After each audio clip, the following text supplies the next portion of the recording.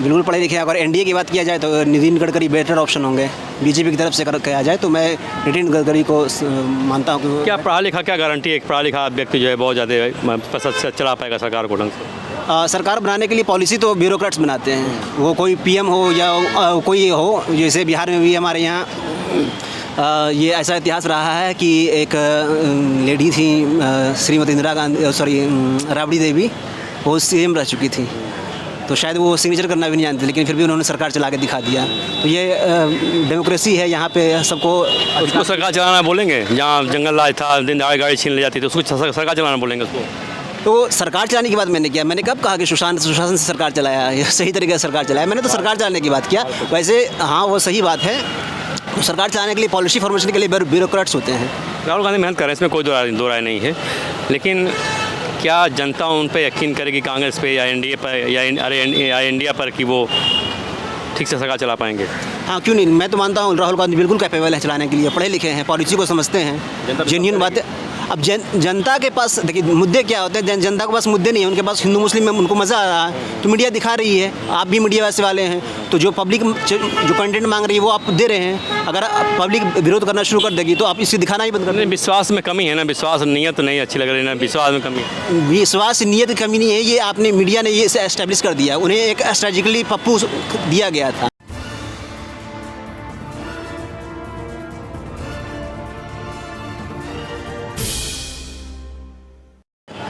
क्या लगता है 2024 में कौन पीएम बन सकता है? मेरे इंडिविजुअल तो मैं तो कांग्रेस के समर्थन में हूँ। ठीक है, उसमें क्या बुराई है? हाँ बस। समझौता करना बुरा है क्या? नहीं, बिल्कुल नहीं। कॉन्स्टिट्यूशन डेमोक्रेसी है। तो जो गठबंधन बना इंडिया वाला, उसकी जीतने की उम्मीद है? कौन सा? जो इंडिया गठबंधन बना इंडिया, जिसमें कांग्रेस भी है, नीतीश कुमार हैं, केजरीवाल हैं, ममता है, सब हैं, तो क्या उसकी जीतने की उम्मीद है? हाँ, मैं तो यकीन करता हूँ कि जीत होगी। अगर लोग पढ़े लिखे लोगों को अगर फील्ड में लाएंगे तो ज़्यादा बेटर है। कौन पढ़ा लिखा है? बहुत सारे समर्थक हैं हमारे। जो अगर एनडीए का कैंडिडेट राहुल गांधी होते हैं तो बिल्कुल पढ़े लिखे हैं। इंडिया का, सॉरी, इंडिया का। हाँ। बिल्कुल पढ़े लिखे हैं। अगर एनडीए की बात किया जाए तो नितिन गडकरी बेटर ऑप्शन होंगे।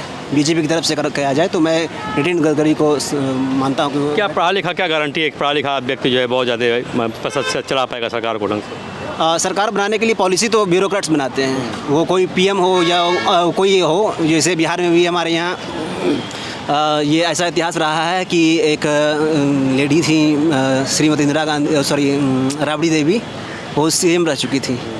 तो शायद वो सिग्नेचर करना भी नहीं जानती, लेकिन फिर भी उन्होंने सरकार चला के दिखा दिया। तो ये डेमोक्रेसी है, यहाँ पे सबको उसको सरकार चलाना बोलेंगे? जहाँ जंगल राज था, दिन दहाड़े गाड़ी छीन ले जाती, तो उसको सरकार चलाना बोलेंगे उसको?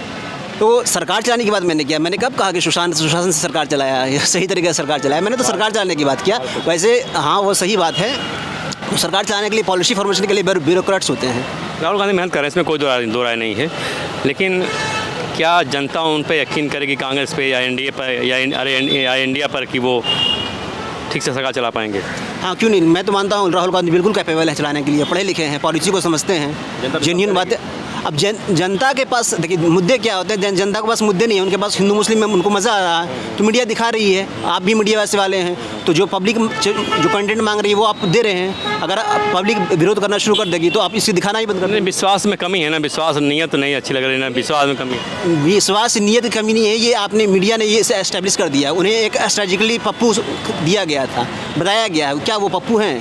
नहीं है, पढ़े लिखे हैं, वो जेन्युइन बातें करते हैं। वो संसद में अगर बात उठा रहे हैं तो क्या उनको पप्पू कहा जाता है? जैसे आप बुरा मत मानना, जैसे मैं संसद में आंख मार देना, फ्लाइंग किस दे देना, इससे छवि खराब होती है ना। देखिए, संसद में जहाँ तक बात है तो वहाँ पर freedom of speech and expression दिया गया है, वो बिल्कुल एब्सोल्यूट होता है। हमारे और आपके पास में फ्रीडम ऑफ स्पीच बिल्कुल एब्सोल्यूट नहीं है। हमारे एक दायरे हैं, हम उनके अंदर रह सकते हैं, लेकिन हमारे जो पार्लियामेंटेरियन है ना, उनके पास एक एब्सोल्यूट फ्रीडम ऑफ एक्सप्रेशन और स्पीच है, वो बोल सकते हैं। इसको जायज़ मानते हैं आप? अब वो उन्होंने किसी लड़की को थोड़ी ना किया था, उन्होंने पीएम को दिया, पीएम को हक कर लिया, पीएम को आंखें मार दिया। तो ये बहुत सारी चीज़ें नाजायज़ हैं। डेमोक्रेसी है, वहाँ पर जो वो धार्मिक नारे लगाना वो भी गलत है। जो इस बार शपथ ग्रहण समारोह में जो सभी लोग लगाए हैं, मैं किसी एक पार्टी को नहीं कह रहा हूँ, हर एक पार्टी ने नारे के बाद जय श्री राम या अल्लाह अकबर या जो भी उनका अपना आइडियोलॉजी है उनको लगाया है। लेकिन वो एक इसकी रिलीजियस जगह तो है नहीं।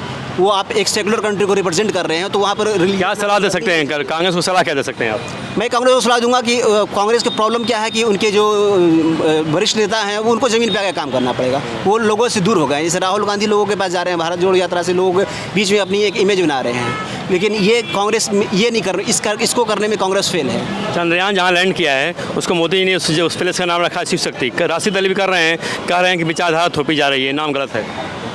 देखिए चंद्रयान वो जो रखा है नाम में, मुझे नहीं लगता कि इससे कोई फ़र्क पड़ना चाहिए, लेकिन हाँ, लेकिन ठीक है, एक आप शिव शक्ति एक आपने एक धर्म के आधार पे दिया है, तो मेरे ख्याल से एक सेकुलर कंट्री था ऐसा जिसे आपने तिरंगा नाम दिया था वो बेटर था।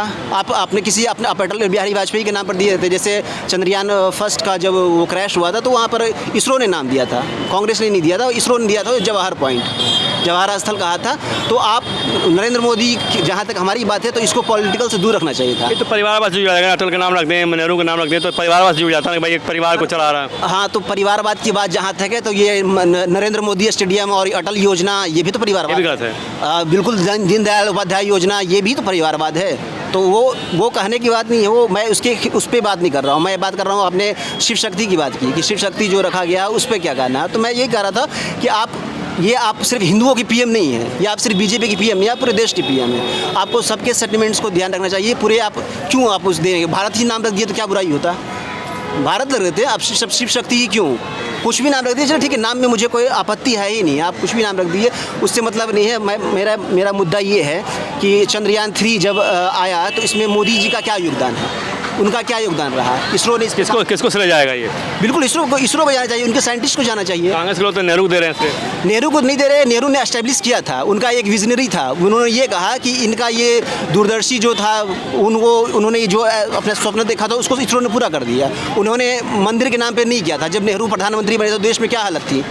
अब हमारे पास खाने के पैसे नहीं थे, ये सब जानता है हमारे पास, क्योंकि सारे प्रोविंस पंजाब और बांग्ला तो चले गए थे पाकिस्तान के पास में, हमारे पास तो खाने का नहीं था। हम अमेरिका और रूस पर डिपेंडेंट थे खाने के लिए, गेहूं हम वहाँ से इंपोर्ट कर रहे थे। ये इंदिरा गांधी थी जिन्होंने ये यहाँ पर एग्रीकल्चर क्रांति जो लाई थी, ग्रीन रिवोल्यूशन की थी, वो थी।